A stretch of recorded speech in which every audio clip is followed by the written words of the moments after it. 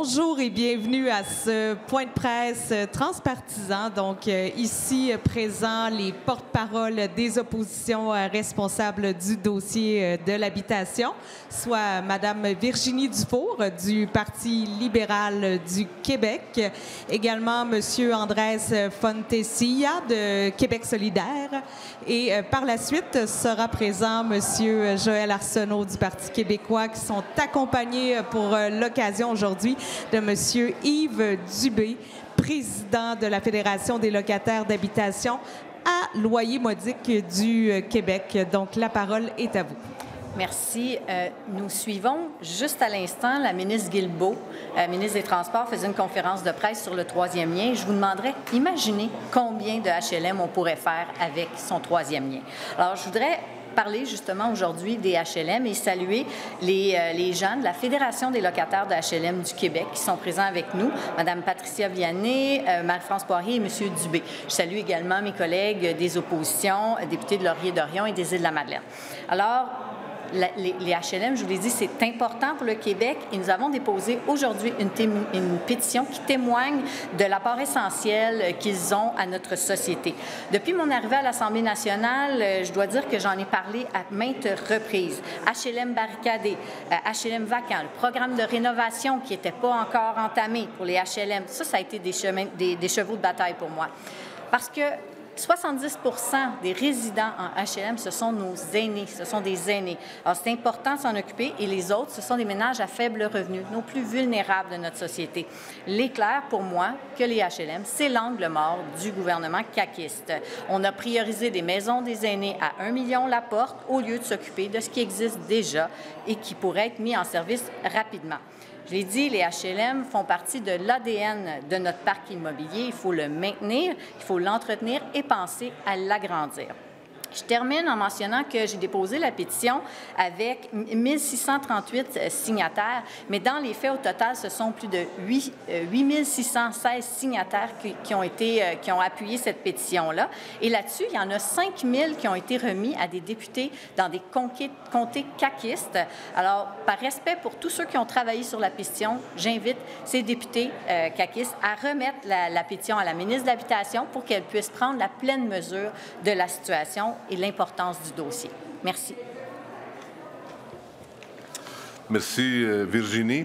Également, moi, je remercie la Fédération des locataires d'HLM du Québec d'avoir fait ce grand effort de ramasser ces 8616 signatures et les avoir remis à quelques 46 députés, dont 29 députés de la CAQ en main propre.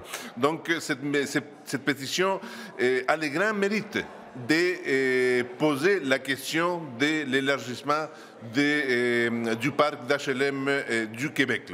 Il propose la construction de 5 000 nouveaux HLM, d'ajouter 5 000 nouveaux HLM au parc actuel, un parc qui est figé depuis 30 ans. Et il faut savoir que le parc d'HLM au Québec constitue le socle fondamental des logements sociaux au Québec. C'est un parc qui permet d'héberger les populations à plus faible revenu du Québec, des personnes aînées, dans toutes sortes de situations très difficiles.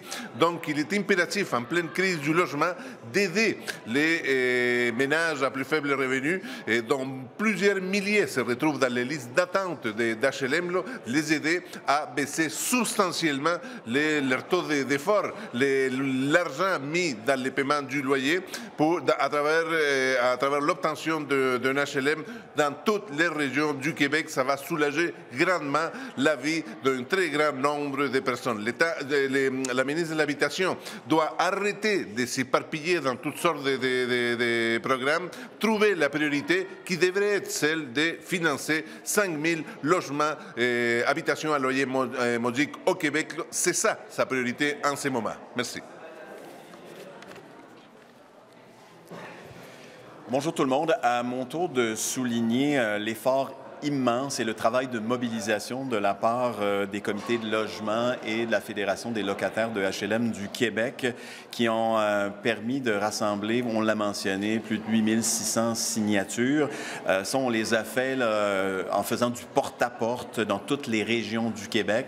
On a soumis ces pétitions-là à un très grand nombre de députés qui ne peuvent plus ignorer cette demande, qui ne peuvent plus ignorer le problème et la situation extrêmement difficile à l'heure actuelle pour un très grand nombre de ménages québécois, les ménages les plus modestes, des personnes âgées aussi, on en a parlé, qui vivent dans une situation de précarité, des dizaines de milliers de ménages qui sont en attente d'une place dans un HLM et qui ne voient pas la lumière au bout du tunnel parce que bien qu'on a décidé enfin de rénover une partie du parc de HLM, on n'a pas un programme ambitieux au gouvernement pour créer des logements hors marché, des logements qui soient véritablement abordables, bien qu'on ait mis tous les efforts du côté du gouvernement pour un programme d'habitation abordable pour les ménages dont on parle.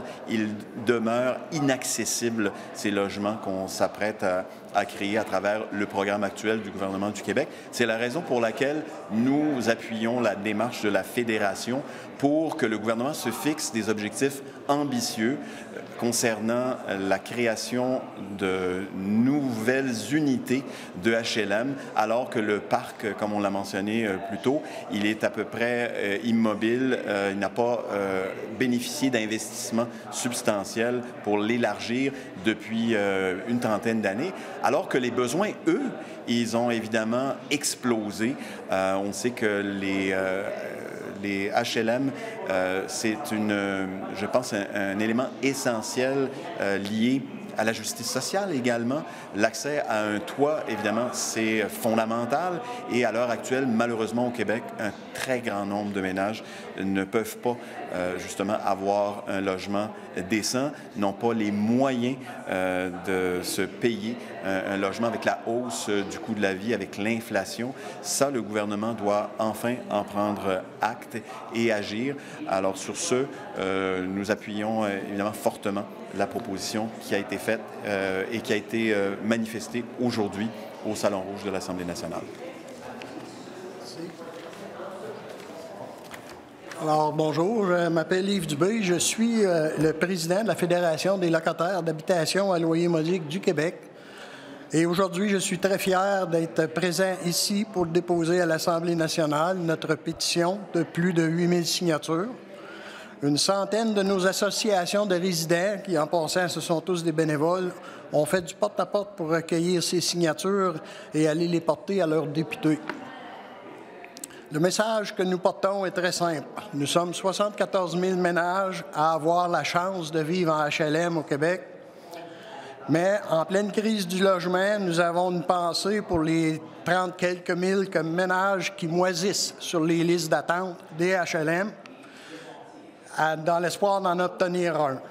C'est pour ces milliers de personnes à très faible revenu qui sont incapables de se payer un loyer sur le marché privé ou même dans les nouveaux logements abordables annoncés par le gouvernement que nous demandons un nouveau programme de construction de HLM au Québec.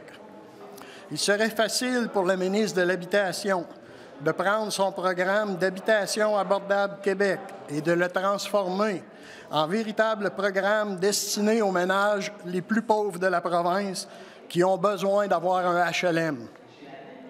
Nous demandons aussi à la ministre d'augmenter les budgets de gestion des HLM en raison de l'inflation qui a diminué au moins de 10 % les dernières années les budgets des offices. Donc, ils doivent faire plus avec moins d'argent, qui est complètement illogique. Je remercie aussi, du coup, les trois partis formant l'opposition officielle du gouvernement pour d'avoir accepté de se mettre ensemble pour faire entendre notre message. J'espère, au nom des 74 000 ménages vivant en HLM et des 34 000 qui rêvent d'y habiter un jour, que le ministre Duranceau entende également notre appel.